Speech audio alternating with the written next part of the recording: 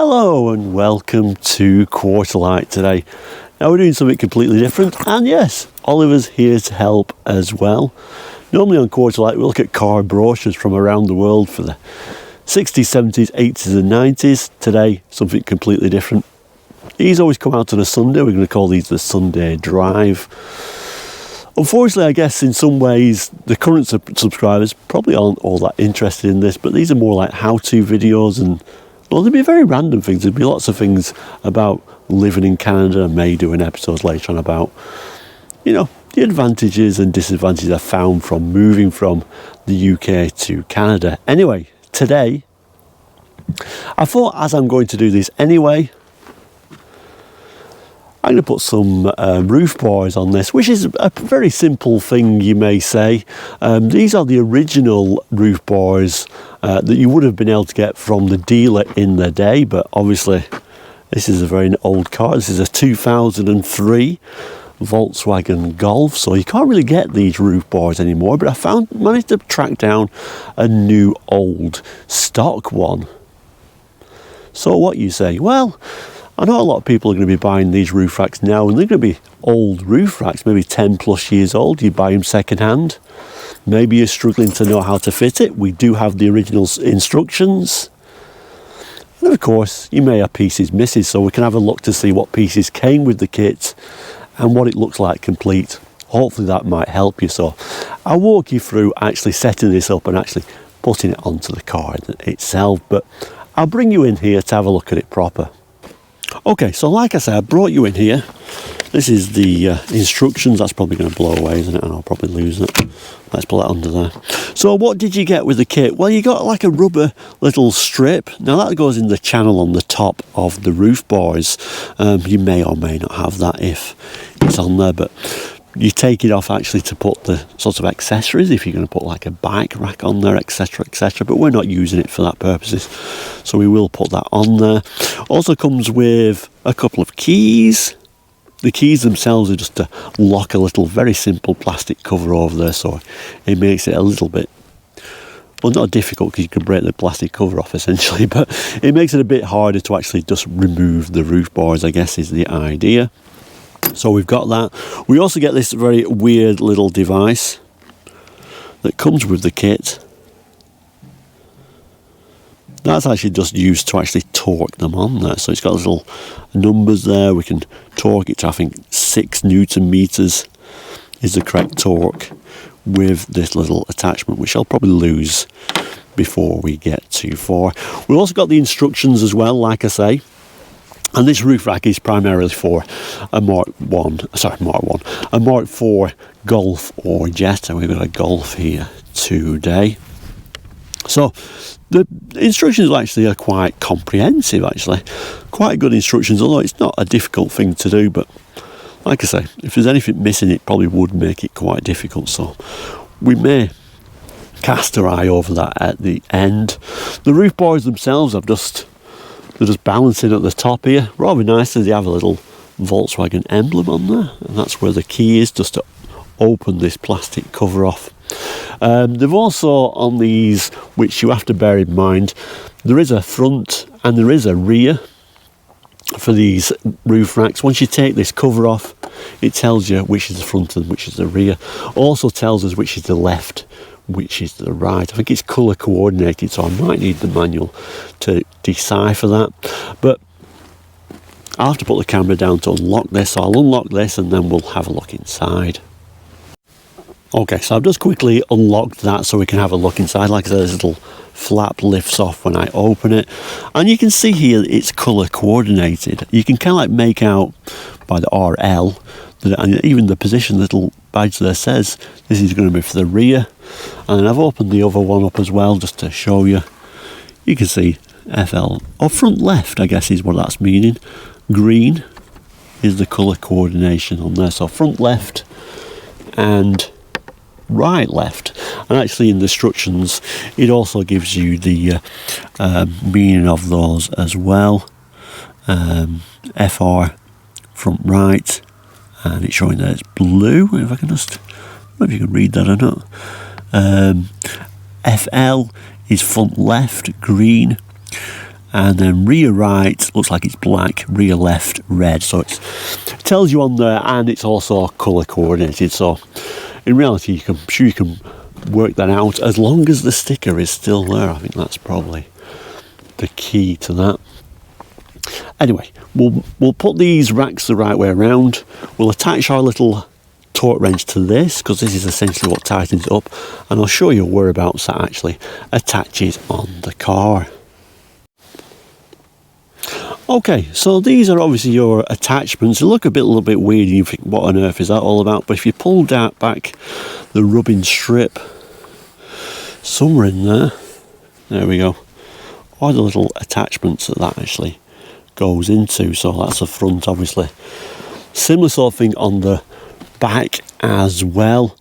Now, there is a few little funny peculiarities in the actual instructions themselves. So I'll just read that weird little thing, there's a little bit of a clause, or, you know, don't, if you're worried about scratching it, I think is what we're worried about, although we're not worried about this because pretty much every body panel is a different shade of gold, and, you know, it's a pretty old car with getting on to 200,000 miles on it. So we're not too worried about the instructions, but the condition or scratching the bodywork itself, but you may be. So I'll just show you a little bit of a paragraph in the instructions for that. So it does say in the instructions, and I don't know if you're going to read it from this camera, but I'll certainly read it for you. It says, open the vehicle doors, push the plastic strip away to locate the attachment point, which of course we did, and then clean the vehicle roof in the area of the attachment points. Apply protective foil on the roof in the contact area supports, obviously to prevent it from scratching, and there is a nice little diagram of that as well, if I can find that one-handed. There you go, a little bit of a diagram there of the washing that, locating little thing there as well, and then finally actually putting it in there. So obviously, if you are worried about the car itself, presumably when this roof rack would have come out, the car might have been a brand new car, 1 or 2 year old. You would have been worried about scratching it, of course. I'm not too worried about this. It's a pretty old car and it's full of scratches anyway, so it really isn't going to worry me too much. So a little bit of a reminder about that sticker. So it even shows you where to position on the sticker, and I'll show you the opposite side in a moment. So hopefully you can see this. It's quite a bright day today actually, and we can see how those little attachments have actually looped around those little bars, and then when we tighten this up, this will tighten up around there. And obviously when we put the plastic cover on there, you can't get to that to take it off, but like I say, it's only a flimsy cover on there anyway. I'll take you around to the other side as well, if I may.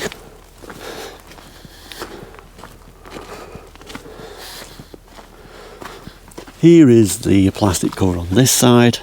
Like I say, just a simple lock on there, and we can see that it's blue and it says FR, and also the little picture shows you which side of the car that's going in the picture as well. So obviously if the car is facing the wrong way, you got your lefts and your rights mixed up. Okay, so I'll get the torque wrench, we'll tighten that up and let's see what it does. Okay, so we're tightening this bolt up, like I say, to tighten these fittings up here. I thought it was going to be this little attachment that came in the kit, but that is not the right size actually. So what that little attachment is for, which is lost now and I'll probably never find ever again, but we probably don't need it anyway. But this is the correct one without the little attachment on there, which is certainly a little bit weird why we even have that on there. So I'm trying to tighten that up one-handed, which I guess is just about possible. Now it says 6 Newton meters. I've never used this tool before, but I'm presuming when that moves across to 6 is one. It's looking at moving across to about 3 at the moment.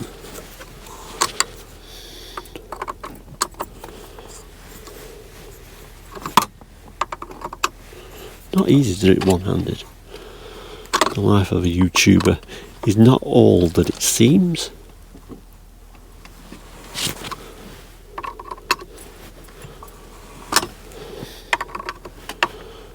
Actually, I'm not going to tighten it fully until I got the other side in anyway, so I'm going to go around there, tighten them all up, and then we'll see what it looks like. So there we go, I've just gone round there and tightened all them off, so there is the roof boys on there. I will say one thing to actually note when you do actually put these on. If I just pull this back, you have to make sure that these, as in the gap, is on this side of either side. That's where they should be, so you have to riddle them a bit to get them in that position so they hook on there properly. I guess the other thing to note, if you no longer have these stickers on there because you've got a used unit, the front, you can see, is bigger at the front than at the back there, just in case your stickers are no longer on there. That would be how you would identify that. The covers themselves, they slot back in here and then they cover all this area up, but I think first we have to put this little bit of a rubber in there, so I guess I'm going to throw this on here. I'll probably spare you the pain of watching me try and do this one-handed, but there is a little bit of a groove in there which is going to slot down there, and then I presume I have to cut that myself. I might just leave a little bit extra on there for shrinkage there, but I guess ultimately if you don't have that, you don't have that on there. So I'm going to throw that on next, and then I'll put all the covers on, and then we'll have a look at what it looks like at the end. Okay, so that was actually probably the hardest part of the whole job, putting these strips in there. I started at first by trying to, and as Oliver has a crazy run around, yes, Oliver, so yeah, that was probably the hardest part of it all. It did come in 2 strips. I tried first to start off at this end and push it along. That didn't work, so I just put the whole length on top. And the only way to do it was actually to push down in the middle all the way along. It was a bit of a two-handed job, so there was no way I was going to do it holding the camera as well. And they did give us lots of access. I think they've given me too much, unless I can fold it under there somehow, maybe. I might just fold it under rather than cut it. I don't know, see if the cover fits. If not, I'll have to actually cut that. So give me a second, I'll put the covers on and then I'll be right back. So yeah, in the end, that's exactly what I ended up doing. I ended up just pushing the excess back upon itself, although I put the cover on first, as you can see. So I put the cover on and then that'll fold itself in there. I think it looks neater like that, and of course if it does shrink at all, we've got plenty of access or excess left within there. One word of warning: if it's in this position, it's just dangling like this, you've not actually locked it on there, don't open and close the door. I almost broke mine off, but thankfully it survived. But just be careful of that. Make sure this is all attached before you actually open and close the door. Okay, and there it is. It's all attached up. It's all on there now, and it actually looks quite good. It's a pretty strong. I mean, I can wobble all the car with it. And one of the reasons I went for this rather than a sort of universal fit was for the strength. I'm not doing any sort of surfing or anything. I'm just carrying wood on this. That's the only way I'm doing that, for projects on the land. So that's all that it's for, really. But I wanted something that was pretty sturdy enough to do that job, and this seems to be actually a pretty good setup, if you can imagine, if you can actually find one of these aftermarket kits. But overall, yeah, I'm quite happy for it. This particular piece did have a use after all. Underneath this little strip here, there is bolts. Apparently you can loosen them and adjust the width if it's not a perfect size. So not sure why you have to do that, because it is set up for this car, but maybe there's a little bit of room to put it on other Volkswagens. I'm not sure, but it worked out quite well in this particular setup. And step 5 is actually showing you how you can actually adjust the width of the bar. Like I say, I'm not sure why you would have to do that, because like I say, it was a perfect fit in this new. It's also telling you on the last step to actually cut these, so you can actually cut them, but like I say, I preferred just to fold them back on themselves, and that worked quite well. But if there's anything you want to ask about this particular instruction booklet or any little points, just drop in the comments there, and I'll certainly try to answer those or point anything in there as well.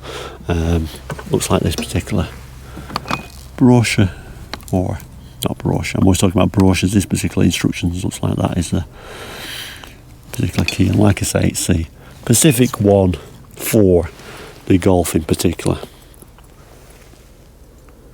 So there you go, that's the roof bars fitted.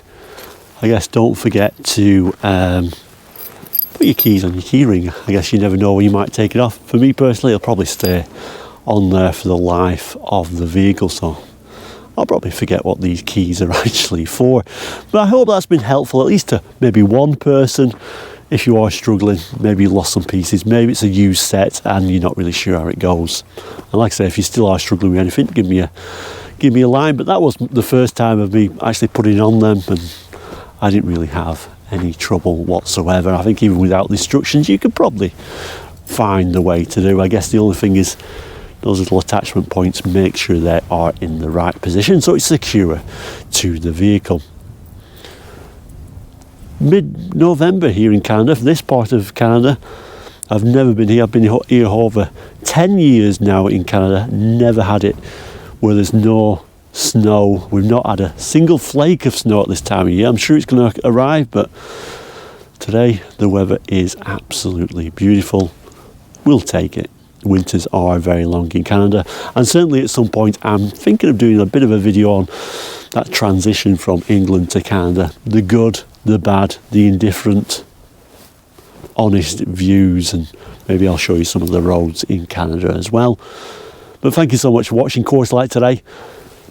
For our usual viewers, don't worry, our usual brochures are going to continue 5 times a week, Mondays, Wednesdays, Fridays and Saturdays, and on Tuesdays we've started doing something called Take 2 Tuesdays, where we're looking at some of the original brochures we looked at.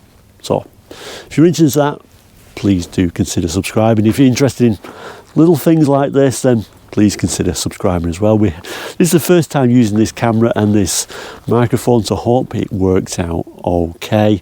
We have done little jobs on the Golf before.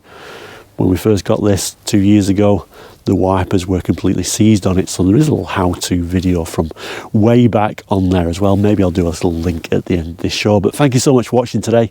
Please do take care wherever in the world you are. All the best and goodbye.